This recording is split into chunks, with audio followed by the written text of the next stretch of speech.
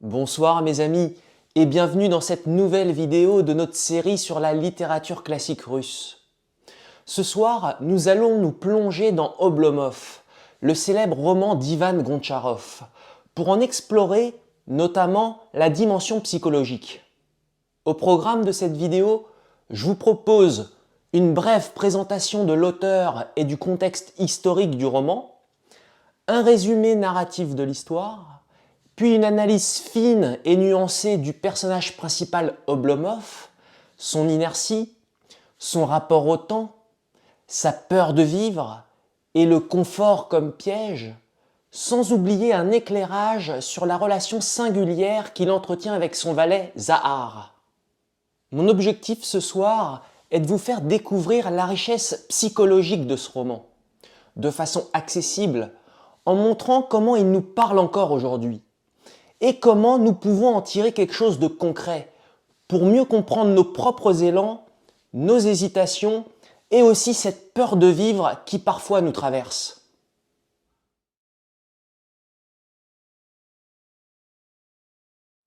Ivan Alexandrovitch Gontcharov, né en 1812 et mort en 1891, est un écrivain russe du XIXe siècle, contemporain de Tolstoï et de Dostoïevski.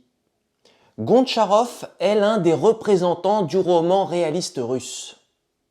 Publié en 1859, son roman Oblomov dresse un portrait satirique de la noblesse russe de son époque qui est alors en pleine transition historique.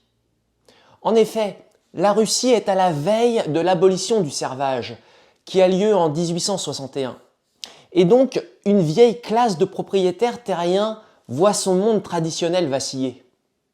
Gontcharov, à travers Oblomov, introduit même dans la langue russe un terme nouveau, Oblomovtchina ou oblomovisme, pour désigner un état d'apathie extrême, d'oisiveté élevée au rang d'art de vivre, marqué par l'absence de projet et par une mélancolie profonde. Considéré comme l'un des grands romans russes du XIXe siècle, Oblomov a été salué à la fois par les nostalgiques de la vieille Russie, qui voyaient en Oblomov un symbole attendrissant d'un monde lent, doux mais terminé, et par les critiques du conservatisme, qui voyaient à travers cette œuvre une dénonciation d'une aristocratie paresseuse et dépassée. Et donc, le contexte du roman Oblomov est celui d'un monde sur le déclin. Gontcharov dépeint, avec une certaine tendresse et une certaine ironie, il est vrai, la fin d'une époque. Une époque incarnée par un héros paresseux à l'excès, représentant d'une aristocratie en perte de repères.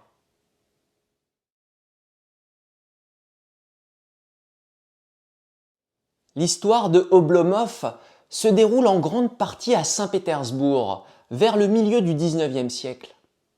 Ilya Ilitch Oblomov, le personnage principal, est un jeune noble propriétaire terrien, doux et rêveur, mais d'une paresse légendaire. Il est aussi envahi par la nostalgie d'une enfance qu'il idéalise, une enfance heureuse et insouciante. Au début du roman, on le découvre allongé dans son lit en plein milieu de la journée, vêtu de sa robe de chambre. Il remet sans cesse au lendemain la moindre action.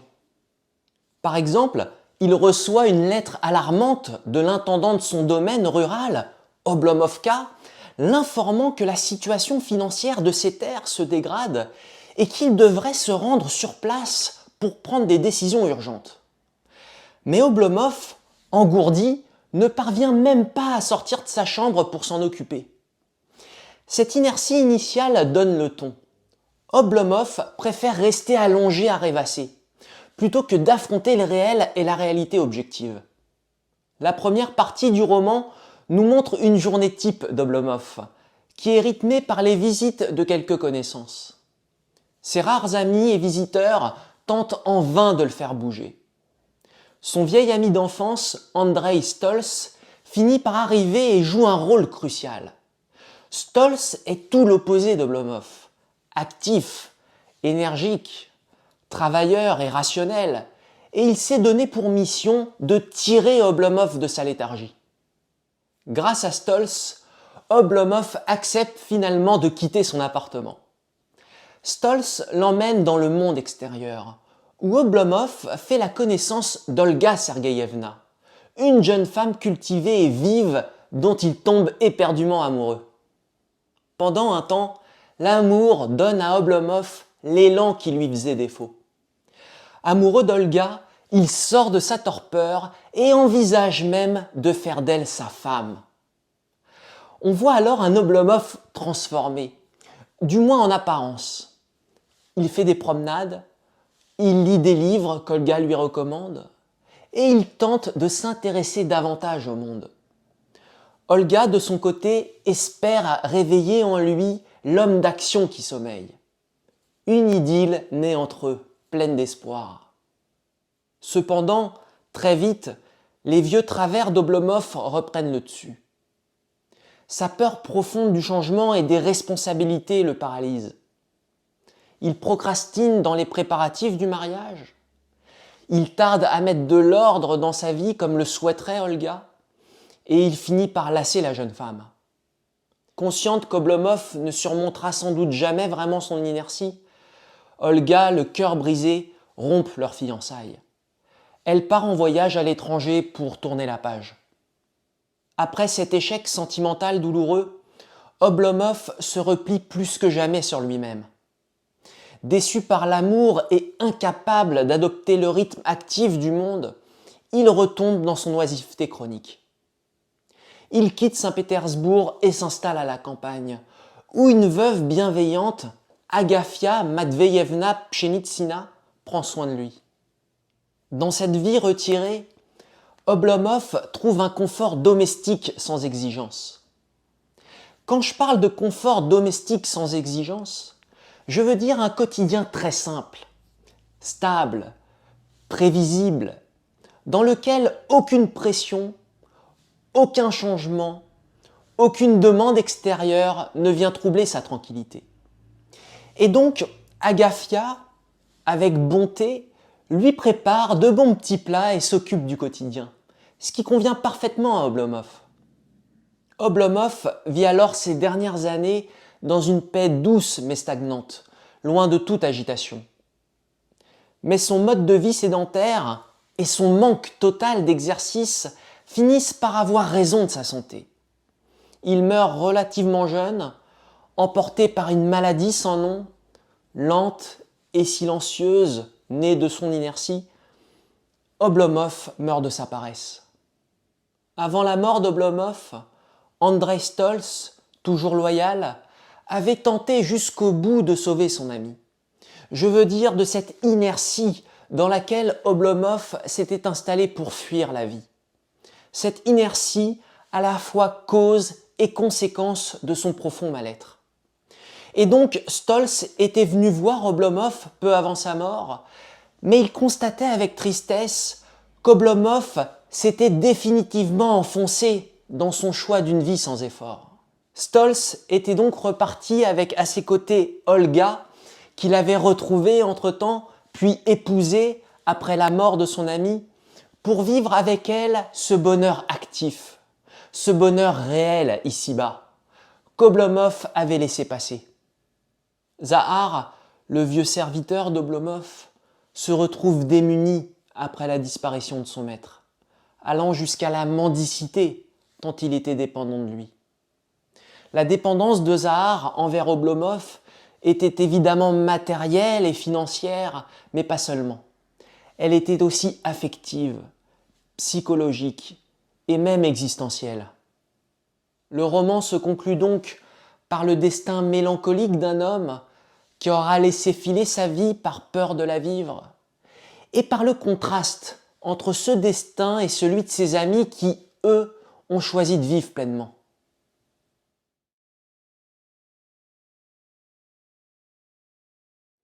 Oblomov est souvent perçu comme l'archétype de la paresse. Mais dès les premières pages, on comprend qu'il ne s'agit pas d'une simple fainéantise. C'est presque une manière d'être, une forme involontaire de philosophie de vie, qui consiste à ne rien faire pour éviter le trouble. Son ami Stolz résume ça avec une formule assez brutale. Il dit à Oblomov « On dirait que tu as même la flemme de vivre ». Et donc, ce n'est pas que le travail qu'Oblomov fuit, mais aussi et surtout l'existence elle-même, avec ses exigences, avec ses décisions et ses risques. Sa paresse est donc plus psychologique, même plus spirituelle que physique. Gontcharov nous montre un homme nostalgique et plein de doutes. Un homme qui préfère se réfugier dans le rêve et dans l'enfance, plutôt que d'affronter le monde d'aujourd'hui. Il redoute le changement et l'inconnu. Puis la moindre initiative semble effrayer. Chez Oblomov, ce refus d'entrer pleinement dans la vie est un mécanisme de défense, une manière d'éviter l'angoisse et la souffrance. Est-ce au fond la peur de la vie qui cause sa nostalgie et sa paresse? Est-ce le sentiment d'une enfance gâchée, une enfance dans l'angoisse, qui l'incite aujourd'hui à fuir toute tension inhérente à la vie? Ou bien est-ce le regret d'une enfance volée, qu'il idéalise justement parce qu'il ne l'a peut-être jamais vraiment vécue? La nostalgie est-elle pour lui un moyen, un artifice de son psychisme pour fuir l'existence? Ces questions sont à mon avis fondamentales pour saisir ce personnage dans toute sa profondeur. Mais je n'ai pas les réponses à ces questions. Il y a d'autres thèmes qui sont en lien avec sa psychologie. D'abord, le rapport au temps. Oblomov incarne la procrastination poussée à l'extrême. Il remet tout au lendemain, puis au surlendemain, jusqu'à ce que les années passent sans qu'il n'ait rien accompli. Son confort devient un piège, comme une zone d'influence d'un trou noir d'où on ne peut plus sortir. C'est tout son être qui s'engourdit. Et ce glissement progressif vers l'inaction, je veux dire le fait de reporter au lendemain, puis au surlendemain, puis à des semaines, des choses qui pourtant au fond nous tiennent à cœur, peut sembler ne pas nous concerner. Mais en réalité, il évoque peut-être quelque chose que beaucoup d'entre nous ont déjà vécu à un moment de leur vie. Un autre élément essentiel, c'est un rêve où Oblomov retourne à Oblomovka, le domaine de son enfance. Dans ce rêve, Oblomov revit des scènes idéalisées de cette époque. Tout y est calme, tout y est lent, immobile. Il est choyé par sa mère, protégé de tout, baignant dans une atmosphère d'oisiveté douce et rassurante, où personne ne travaille vraiment, où tout est prévisible et tranquille, et où le temps semble comme suspendu. On en revient à sa nostalgie. Ce rêve est capital parce qu'il révèle l'idéal inconscient d'Oblomov. Il ne veut pas grandir, il ne veut pas sortir de ce cocon d'enfance, et il aspire à une vie sans heurts, sans effort, sans décision. Gontcharov utilise ce rêve pour éclairer en profondeur la psychologie de son personnage. Sa paresse n'est pas simplement un vice, c'est surtout un refus du monde adulte, un repli vers un paradis imaginaire. Cette peur de grandir est aussi liée à une autre peur, celle de l'engagement. Quand il tombe amoureux d'Olga, il semble un instant comme transformé. Mais l'idée même du mariage, avec ses obligations et ses choix, le paralyse. Oblomov finit alors par saboter ce bonheur, incapable de sortir de lui-même, même pour aimer. Ici encore, on peut voir en lui une figure extrême, mais assez familière. Celle de l'être qui fuit l'amour, non par égoïsme, mais soit par peur de mal faire, soit par peur de souffrir. Certains ont vu en Oblomov un mélancolique, voire un dépressif avant l'heure. Sa paresse, et peut-être même sa nostalgie, serait alors le symptôme d'un mal plus profond. Un désarroi existentiel, un sentiment d'inadéquation au monde. Il n'est pas dans la paresse par plaisir, mais par impossibilité d'agir. En fait, je pense que c'est un être qui est écrasé par sa propre sensibilité. Mais Gontcharov ne le condamne pas. Il le dépeint aussi comme un homme en quête de paix, en quête d'une vie simple, sans agitation. Et par moments, on se surprend à penser qu'Oblomov a peut-être raison de refuser l'agitation vaine du monde. Sa paresse est peut-être un refus discret de participer à une course dont il ne comprend pas le sens. Et donc, sa paresse, c'est peut-être une forme de sagesse. En tout cas, Gontcharov ne tranche pas sur cette question. Est-ce une faiblesse ou est-ce une lucidité tragique? C'est au lecteur d'en juger. Bien sûr, cette paix a un prix. En fuyant les souffrances de l'existence, Oblomov passe aussi à côté de ses joies. Il refuse le monde et le monde s'éloigne. Cette ambivalence entre tendresse et frustration rend ce personnage touchant et profondément humain. En fin de compte, Oblomov agit comme un miroir. Il nous confronte à nos propres fuites, à notre peur de vivre, à une inertie dans laquelle il peut être tentant de se maintenir. Le mot même d'oblomovisme est entré dans la langue russe pour désigner cet état de renoncement.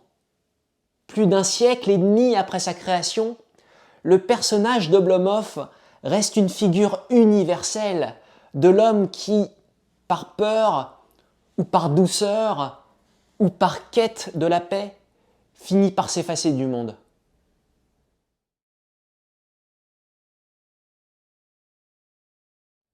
Oblomov n'est pas seul dans son inaction. Il partage son quotidien avec son vieux domestique, Zahar. Leur relation est l'un des aspects comiques du roman, mais elle a aussi une vraie portée psychologique. Zahar est fidèle à son maître. Zahar le respecte profondément, mais il est aussi renfrogné, négligent et presque aussi paresseux qu'Oblomov lui-même. Zahar somnole, Zahar grogne, Zahar recoue maladroitement les mêmes vêtements, et surtout, il ne fait rien pour secouer son maître. Au contraire, il participe à cette oisiveté à deux. En fait, ils forment un duo figé dans l'inertie. L'un comme l'autre se maintient dans l'immobilité grâce à la présence de l'autre. Oblomov tolère la maladresse de Zahar parce qu'il n'a pas l'énergie d'exiger autre chose. Et Zahar reste inefficace parce qu'il sait, au fond, qu'on n'attend rien de lui. C'est un cercle vicieux bien huilé, ou plutôt bien rouillé.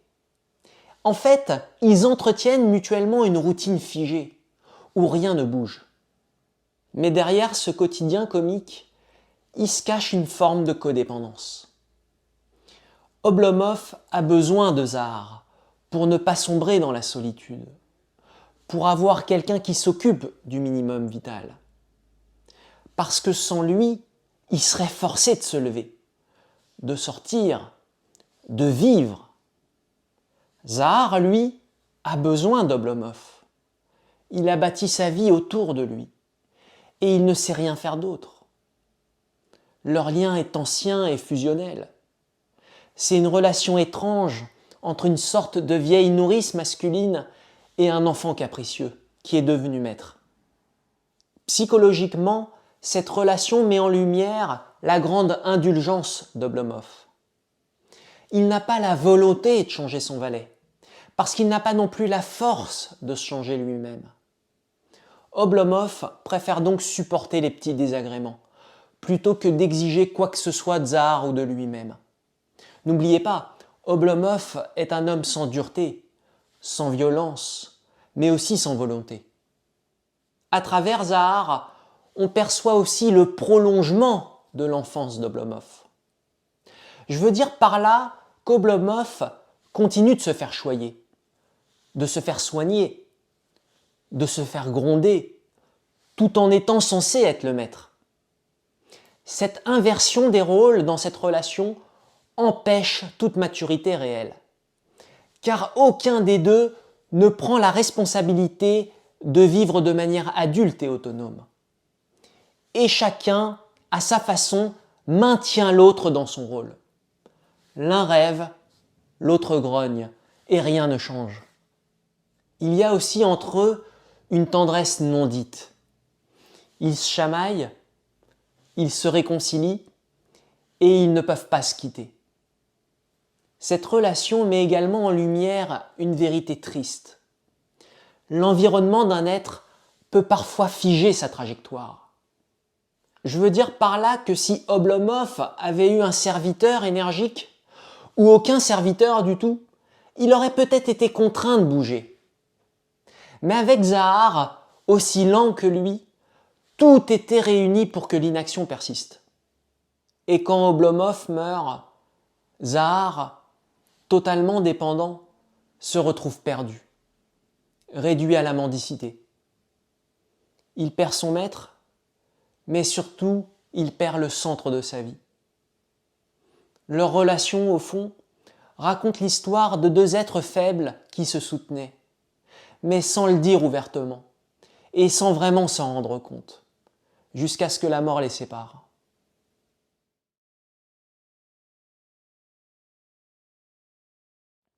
Oblomov, ce n'est pas seulement l'histoire d'un paresseux attendrissant, c'est aussi le portrait nuancé et fin d'un homme qui est empêché de vivre par la peur, par le repli et par la nostalgie d'un passé idéalisé. Gontcharov nous montre comment le confort peut devenir une prison et comment on peut, sans être mauvais, passer à côté de sa vie.